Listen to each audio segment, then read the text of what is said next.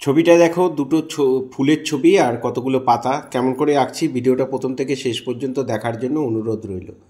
তোমরা যেই কাগজে আঁকবে সেই কাগজটা একটু লম্বা করে নেবে, নিয়ে রঙটাকে, এই রঙটা তোমরা শিশির যে অ্যাক্রিলিক কালার সেটা পোস্টার কালার সেটা দিয়ে করতে পারো, পোস্টার কালার দিয়ে করতে পারো, রঙ্গোলি যে রঙটা সেটা দিয়ে তোমরা করতে পারো, ওয়াটার কালারও করতে পারো। তবে ওয়াটার কালারে রঙটা একটু পরিমাণে বেশি নেবে, জলটা একটু কম দিয়ে ভালো করে গুলে নেবে, নিয়ে এইভাবে ফুলগুলোকে করে দেবে। এটা আমি কোনো পেন্সিল ইউজ করিনি, ডাইরেক্ট রং দিয়ে করছি। একটু মন দিয়ে দেখো, তাহলে তোমরা অনায়াসে করতে পারবে, খুব সহজ পদ্ধতিতে করা।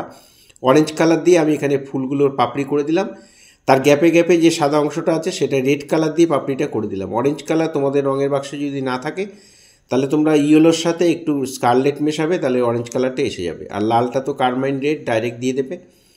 এভাবে আমি দুটো ফুলের পাপড়িগুলো কমপ্লিট করে দিলাম।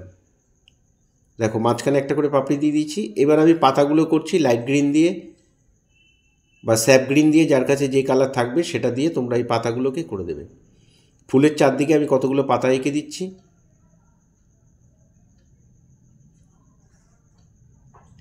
এখানেও করে দিলাম।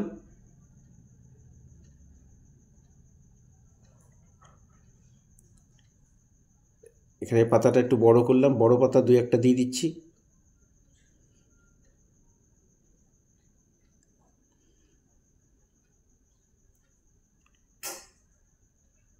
এখানে একটা বড় পাতা দিয়ে দিলাম। এবার আমি গ্যাম্বোজি ইয়েলো ওই গ্রিনের সাথে একটু মিশিয়ে নিয়েছি, কালারটাকে আরও লাইট গ্রিন করে নিয়েছি। এবার দেখো কতগুলো ছোট ছোট পাতা আমি করে দিচ্ছি।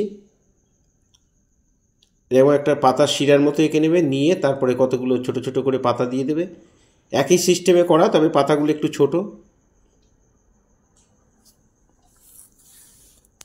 এবার আমি ওই কালারটা দিয়ে আমি এরকম মাঝখানে শিরা টেনে এরকম ঝিরিঝিরি দিয়ে দিচ্ছি।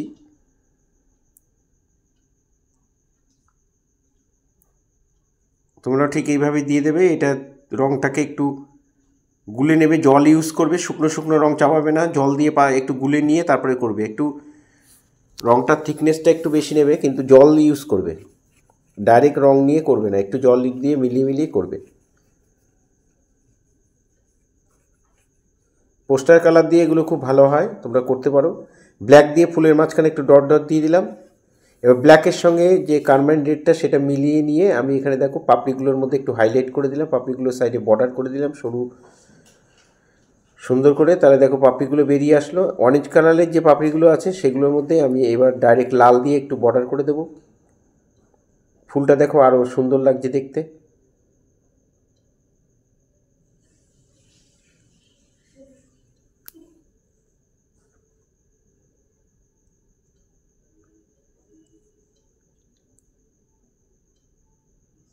ফুলের মাঝখানে একটু করে দাগ দিয়ে দিলাম, এটা কালো দিয়ে দিয়ে দেবে।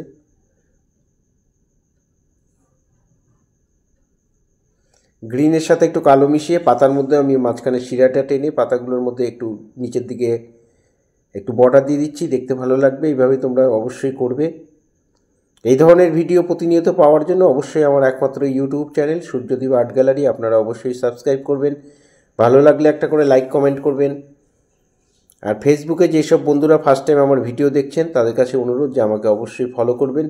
ভালো লাগলে একটা কমেন্ট করবেন, আপনাদের পরিচিত ছোট ছোট ছেলে মেয়েদের মধ্যে একটু শেয়ার করবেন।